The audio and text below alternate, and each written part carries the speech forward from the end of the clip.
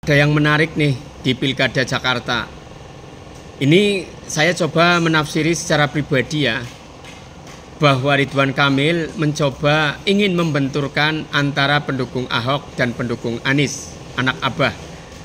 Ternyata sebegitunya ya Ridwan Kamil. Yang jelas Pak Pramono Anung tahu banget kelebihan kekurangan Pak Jokowi. Tapi Pak Pramono tidak menggunakan itu untuk alat menaikkan elektabilitas dan untuk mendapatkan dukungan. Jadi saya kira nanti kita lihat videonya bareng-bareng. Yang dewasa itu siapa, yang siap jadi pemimpin itu siapa, yang pantas jadi pemimpin itu siapa. Silahkan isi di kolom komentar. Gubernur paling brutal penggusurannya adalah Pak Ahok dari partainya Mas Pram dan Bang Dul. Terima kasih. Baik, Malam waktu sudah ini habis. saya didampingi oleh Ahoker dan anak Abbas.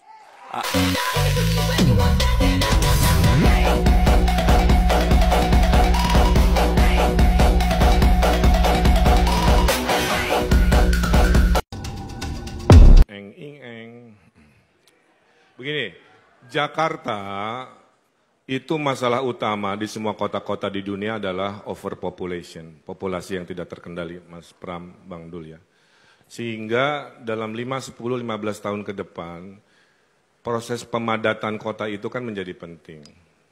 Ada dua catatan yang ingin saya tanyakan.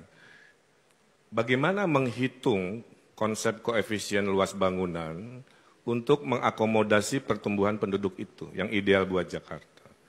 Angka berapa, ngitungnya seperti apa? Yang kedua, fraksi PDIP, Mas Pram, di tahun 2022 pernah menolak ide Pak Anies untuk membuat rumah jadi 4 lantai.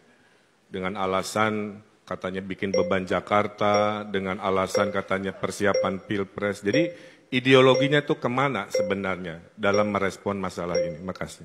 Baik, waktu sudah habis, diberikan pertanyaan, langsung saja diberikan jawaban oleh pasangan calon nomor urut 3, Bapak Pramono Anung dan juga Bapak Rano Karno atau Sidul.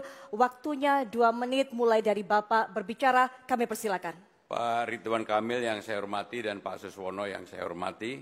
Yang pertama, kalau saya dan Bang Dul menjadi gubernur dan wakil gubernur, maka kami akan menggunakan lahan-lahan yang dimiliki oleh pemerintah Jakarta dan juga BUMD untuk menjadi tempat hunian bagi warga Jakarta.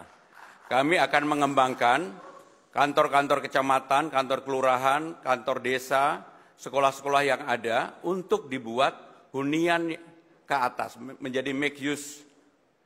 Sehingga dengan demikian apa yang akan kami lakukan? Misalnya sebagai contoh konkret, di Jakarta Selatan, di Blok S ada sekolah dengan luas 1,1 hektar. Muridnya hanya 120. Rata-rata mereka jam 3, jam 4 sudah nggak ada kegiatan.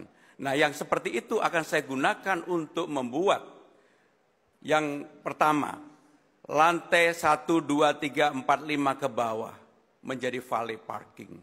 1, 2, 3 menjadi sekolah. Kita perbaiki dengan fasilitas yang lebih lengkap. Ada lapangan olahraga dan sebagainya dan sebagainya. 4, 5 co-working space. Dan berikutnya yang ke atas adalah untuk hunian. Karena daerah sana adalah daerah premium, tentunya yang menghuni adalah middle class up. Bagaimana dengan yang lainnya?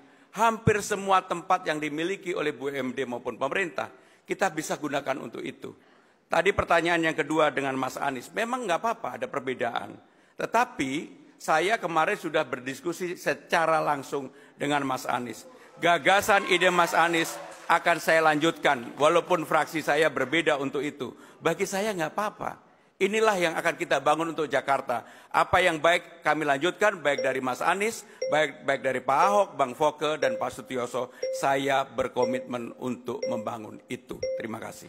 Baik, waktunya sudah habis untuk Ya, terima kasih. Menurut saya membantah argumentasinya, Mas. Sudah dihitung nggak akan cukup, Mas. Semua lahan pemerintah, lahan BUMD sudah dihitung-hitung akan cukup.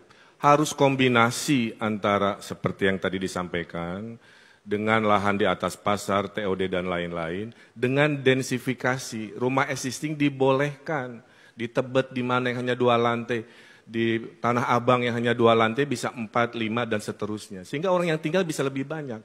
Karyawan yang kerja di Sudirman Tamrin bisa ngekos di rumah lantai 3-4-nya, pemiliknya di lantai 1-2. Itulah yang disebut densifikasi. Supaya tidak terjadi lagi penggusuran-penggusuran. Gubernur yang paling banyak menggusur datang dari partainya Mas Pram.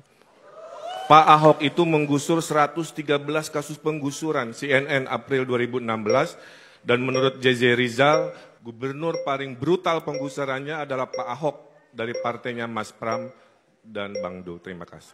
Baik, waktu Ini saya didampingi oleh Ahoker dan Ana Abbas.